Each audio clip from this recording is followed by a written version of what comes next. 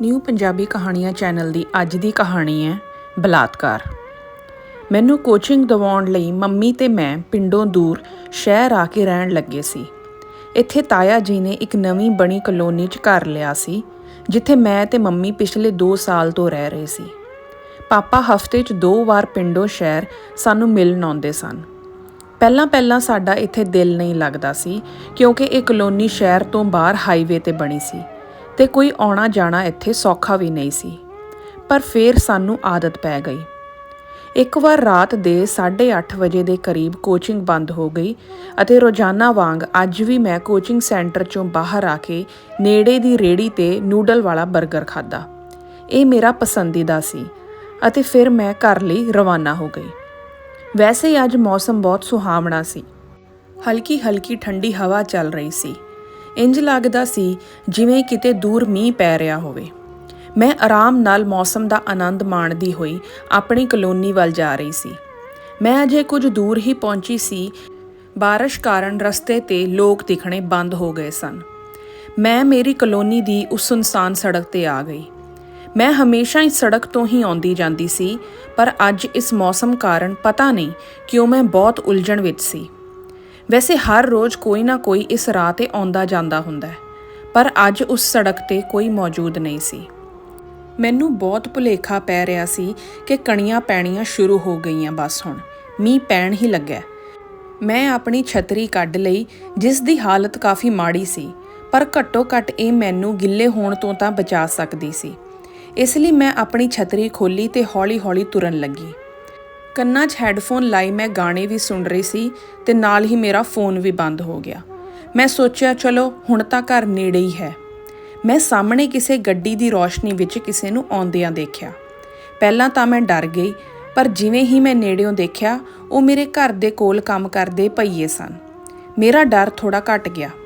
ਸੁਖੀ, ਤੈਨੂੰ ਇੰਨੀ ਬਾਰਿਸ਼ ਵਿੱਚ ਆਉਣ ਦੀ ਕੀ ਲੋੜ ਸੀ? ਤੂੰ ਕਿਸੇ ਦਰਖਤ ਦੀ ਛਾਂ ਹੇਠ ਕਿਤੇ ਰੁਕ ਜਾਂਦੀ। ਮੈਂ ਆ ਹੀ ਰਿਹਾ ਸੀ। ਜੱਗੀ ਸੁਖੀ ਦੇ ਪਿੰਡ ਦਾ ਸੀ ਤੇ ਪਰਿਵਾਰ ਦਾ ਜਾਣਕਾਰ ਸੀ। ਸੁਖੀ ਨੂੰ ਪਿੱਛੋਂ ਆਵਾਜ਼ ਆਈ ਤਾਂ ਉਸਨੇ ਚੌਂਕ ਕੇ ਦੇਖਿਆ। ਪਰ ਵੀਰੇ, ਮੈਨੂੰ ਕਿਵੇਂ ਪਤਾ ਲੱਗਦਾ ਕਿ ਤੁਸੀਂ ਆਉਣ ਵਾਲੇ ਹੋ? ਹਾਂ, ਇਹ ਵੀ ਇੱਕ ਗੱਲ ਸੀ ਕਿ ਤੈਨੂੰ ਪਤਾ ਵੀ ਨਹੀਂ ਸੀ। ਚਲੋ ਕੋਈ ਨਾ, ਹੁਣ ਮੈਂ ਆ ਗਿਆ। ਤੁਸੀਂ ਮੇਰੀ ਛਤਰੀ ਹੇਠਾਂ ਆ ਜਾਓ। ਤੁਹਾਡੀ ਵਾਲੀ ਦੀ ਹਾਲਤ ਤਾਂ ਬਹੁਤ ਖਰਾਬ ਹੈ। ਅਸੀਂ ਕੁਝ ਦੂਰ ਹੀ ਗਏ ਸੀ ਕਿ ਪਿੱਛੇ ਤੋਂ ਤੇਜ਼ ਹਵਾ ਆਈ ਤੇ ਛਤਰੀ ਜੱਗੀ ਭਰਾ ਦੇ ਹੱਥਾਂ 'ਚੋਂ ਨਿਕਲ ਕੇ ਉੱਡ ਗਈ। ਜ਼ੋਰਦਾਰ ਮੀਂਹ ਪੈ ਰਿਹਾ ਸੀ। ਅਸੀਂ ਦੋਨੋਂ ਇਸ ਗੱਲ ਤੋਂ ਹੱਸਣ ਲੱਗ ਪਏ। ਸੁਣ ਸੁਖੀ, ਜਦੋਂ ਤੱਕ ਮੀਂਹ ਨਹੀਂ ਰੁਕਦਾ, ਚੱਲ ਉੱਥੇ ਬੈਠਦੇ ਆਂ। ਨੇੜੇ ਹੀ ਇੱਕ ਛੋਟਾ ਜਿਹਾ ਸ਼ਿਵ ਮੰਦਿਰ ਸੀ। ਜਦੋਂ ਇਹ ਕਲੋਨੀ ਵਸਾਈ ਗਈ ਤਾਂ ਇੱਥੇ ਰਹਿੰਦੇ ਕੁਝ ਹਿੰਦੂਆਂ ਨੇ ਇਹ ਕਮਰਾ ਲੈ ਕੇ ਇੱਥੇ ਮੰਦਿਰ ਬਣਾਇਆ ਸੀ। ਨਹੀਂ ਵੀਰੇ, ਮੈਂ ਤਾਂ ਪਹਿਲਾਂ ਹੀ ਅੱਧੀ ਭਿੱਜ ਗਈ ਆਂ। ਮੈਂ ਤਾਂ ਘਰ ਹੀ ਜਾਵਾਂਗੀ। ਤੁਸੀਂ ਮੀਂਹ ਦੇ ਰੁਕਣ ਤੋਂ ਬਾਅਦ ਆ ਜਾਇਓ। ਜੇ ਤੂੰ ਇੱਦਾਂ ਭਿੱਜਦੀ ਹੋਈ ਘਰ ਗਈ ਤਾਂ ਆਂਟੀ ਨੇ ਮੈਨੂੰ ਬਹੁਤ ਡਾਂਟਣਾ ਸੁਖੀ, ਕਿਉਂਕਿ ਉਹਨਾਂ ਨੇ ਮੈਨੂੰ ਤੈਨੂੰ ਬੁਲਾਉਣ ਲਈ ਭੇਜਿਆ ਸੀ। ਮੈਂ ਥੋੜ੍ਹਾ ਹੈਰਾਨ ਹੋ ਗਈ ਕਿ ਮੰਮੀ ਨੇ ਵੀਰੇ ਨੂੰ ਭੇਜਿਆ। ਇਸ ਲਈ ਉਹਨੇ ਮੈਨੂੰ ਸ਼ਿਵ ਮੰਦਿਰ ਵੱਲ ਚੱਲਣ ਦਾ ਇਸ਼ਾਰਾ ਕੀਤਾ ਅਤੇ ਕਿਹਾ ਕਿ ਆਂਟੀ ਨੇ ਮੈਨੂੰ ਭੇਜਿਆ। ਅਸੀਂ ਦੋਵੇਂ ਸ਼ਿਵ ਮੰਦਿਰ ਦੇ ਬਾਹਰ ਥੰਮੀ 'ਤੇ ਬੈਠੇ ਮੀਂਹ ਦੇ ਰੁਕਣ ਦਾ ਇੰਤਜ਼ਾਰ ਕਰ ਰਹੇ ਸੀ। ਉਹ ਮੇਰੇ ਨਾਲ ਗੱਲਾਂ ਕਰ ਰਹੇ ਸੀ, ਪਰ ਪਤਾ ਨਹੀਂ ਕਿਉਂ ਲੱਗਾ ਜਿਵੇਂ ਉਹਨਾਂ ਨੇ ਮੈਨੂੰ ਪਿੱਛੇ ਤੋਂ ਛੂਹਣ ਦੀ ਕੋਸ਼ਿਸ਼ ਕੀਤੀ ਹੈ। ਵੀਰੇ, ਤੁਸੀਂ ਕੀ ਕਰ ਰਹੇ ਹੋ? ਮੈਂ ਘਬਰਾ ਕੇ ਬੋਲੀ। ਮੇਰੀ ਪਿੱਠ ਤੋਂ ਹੱਥ ਹਟਾਉਂਦਿਆਂ ਉਸਨੇ ਕਿਹਾ, ਬੈਠੋ, ਕੀ ਹੋਇਆ ਸੁਖੀ? ਨਹੀਂ, ਮੈਂ ਜਾ ਰਹੀ ਹਾਂ। ਮੰਮੀ ਮੇਰੀ ਉਡੀਕ ਕਰ ਰਹੇ ਹੋਣਗੇ। ਫਿਰ ਉਸਨੇ ਕਿਹਾ, ਆਂਟੀ ਨੇ ਮੈਨੂੰ ਇੱਥੇ ਭੇਜਿਆ ਸੁਖੀ। ਜੱਗੀ ਵੀਰੇ ਦੀ ਗੱਲ ਸੁਣ ਕੇ ਮੈਂ ਸੋਚਿਆ ਕਿ ਇਹ ਮੇਰਾ ਪਿੰਡ 'ਚੋਂ ਭਰਾ ਹੈ। ਮੇਰੀ ਪੜ੍ਹਾਈ ਵਿੱਚ ਹਮੇਸ਼ਾ ਮੇਰੀ ਮਦਦ ਕਰਦਾ ਹੈ। ਜੇਕਰ ਮੈਂ ਇਸ ਤਰ੍ਹਾਂ ਕਰ ਜਾਵਾਂਗੀ ਤੇ ਮੰਮੀ ਇਸ ਨੂੰ ਝਿੜਕਣਗੇ, ਨਾਲੇ ਫਿਰ ਪੜ੍ਹਾਈ 'ਚ ਮੇਰੀ ਮਦਦ ਕਰਨੀ ਵੀ ਛੱਡ ਦੇਣੀ ਹੈ ਇਸਨੇ।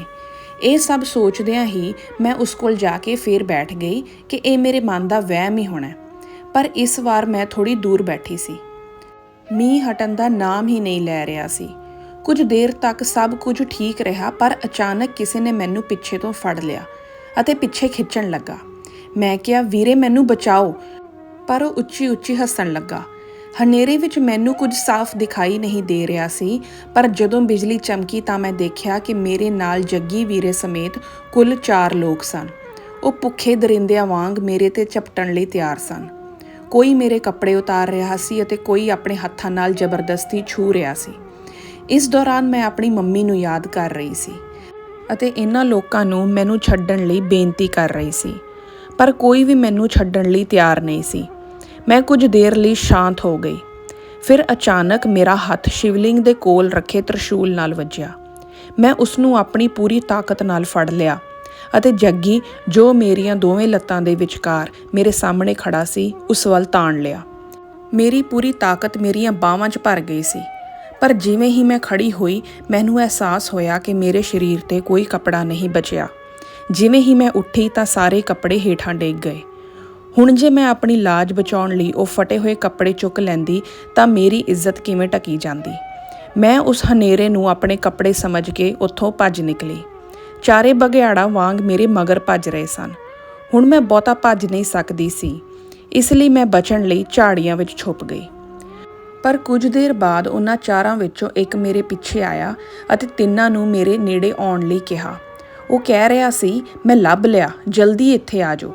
ਤਿੰਨਾਂ ਨੇ ਉਸ ਦੀ ਆਵਾਜ਼ ਸੁਣੀ ਅਤੇ ਮੇਰੇ ਕੋਲ ਆਉਣ ਤੋਂ ਪਹਿਲਾਂ ਮੈਂ ਉਸ ਦੇ ਗਲ ਵਿੱਚ ਤ੍ਰਿਸ਼ੂਲ ਲੰਘਾ ਦਿੱਤਾ। ਉਹ ਤੜਫ ਕੇ ਡਿੱਗ ਪਿਆ। ਮੈਂ ਹੱਕੀ ਬੱਕੀ ਰਹਿ ਗਈ। ਉਸ ਮੀਂਹ ਵਿੱਚ ਵੀ ਮੈਨੂੰ ਗਰਮੀ ਮਹਿਸੂਸ ਹੋਣ ਲੱਗੀ। ਮੈਂ ਭੱਜਣ ਦੀ ਕੋਸ਼ਿਸ਼ ਕੀਤੀ, ਪਰ ਮੇਰੀਆਂ ਲੱਤਾਂ ਜੰਮ ਗਈਆਂ। ਮੈਂ ਪਹਿਲੀ ਵਾਰ ਕਿਸੇ ਨੂੰ ਮਰਦੇ ਦੇਖਿਆ ਸੀ, ਉਹ ਵੀ ਮੈਂ ਉਸ ਨੂੰ ਮਾਰਿਆ ਸੀ। ਮੈਨੂੰ ਆਪਣੇ ਆਪ 'ਤੇ ਵਿਸ਼ਵਾਸ ਨਹੀਂ ਹੋ ਰਿਹਾ ਸੀ। ਜਦੋਂ ਬਿਜਲੀ ਚਮਕੀ ਤਾਂ ਦੇਖਿਆ ਕਿ ਆਸ-ਪਾਸ ਕੋਈ ਨਹੀਂ ਸੀ। ਮੈਂ ਫਿਰ ਝਾੜੀਆਂ ਵਿੱਚੋਂ ਬਾਹਰ ਆ ਕੇ ਕੁਝ ਦੂਰ ਤੱਕ ਤੁਰੀ।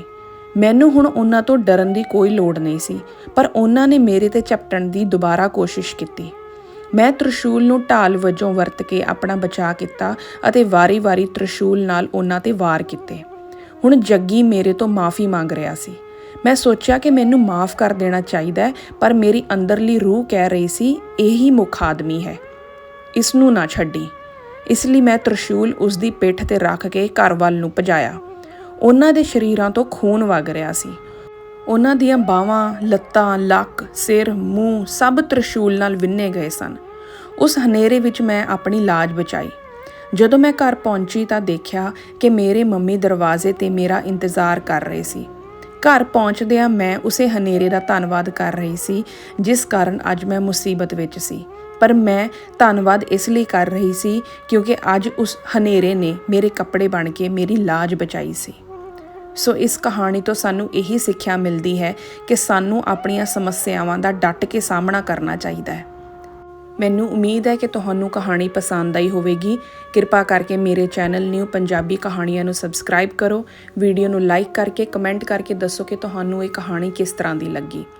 ਨਿਊ ਪੰਜਾਬੀ ਕਹਾਣੀਆਂ ਚੈਨਲ ਦੀਆਂ ਟੌਪ ਰੇਟਡ ਕਹਾਣੀਆਂ ਹਨ ਮਾਂ ਨਾਲ ਪੇਕੇ, ਮਾਂ ਦੀ ਸਿੱਖਿਆ, ਪਰੀਆਂ ਵਰਗੀ ਨੂੰਹ, ਸੱਸ ਜਾਂ ਮਾਂ, ਡੋਲੀ ਜਾਂ ਅਰਥੀ, ਦਾਦੀ ਤੇ ਪਾਕਿਸਤਾਨ, ਨੂੰਹ ਪੁੱਤ ਨੂੰਹ ਕਿਵੇਂ ਸੁਧਰੀ, ਕੁਆਰੀ ਮਾਂ, ਭੈਣ ਭਰਾ, ਬਾਪ ਬਣ ਗਿਆ ਬੋਝ। ਕਿਰਪਾ ਕਰਕੇ ਨਿਊ ਪੰਜਾਬੀ ਕਹਾਣੀਆਂ ਚੈਨਲ 'ਤੇ ਜਾ ਕੇ ਇਹ ਸਾਰੀਆਂ ਕਹਾਣੀਆਂ ਸੁਣੋ ਅਤੇ ਕਮੈਂਟ ਕਰਕੇ ਦੱਸੋ ਕਿ ਤੁਹਾਨੂੰ ਇਹ ਕਹਾਣੀ ਕਿਸ ਤਰ੍ਹਾਂ ਦੀਆਂ ਲੱਗੀਆਂ। ਤੁਹਾਡਾ ਬਹੁਤ ਧੰਨਵਾਦ। ਰੱਬ ਰਾਖਾ।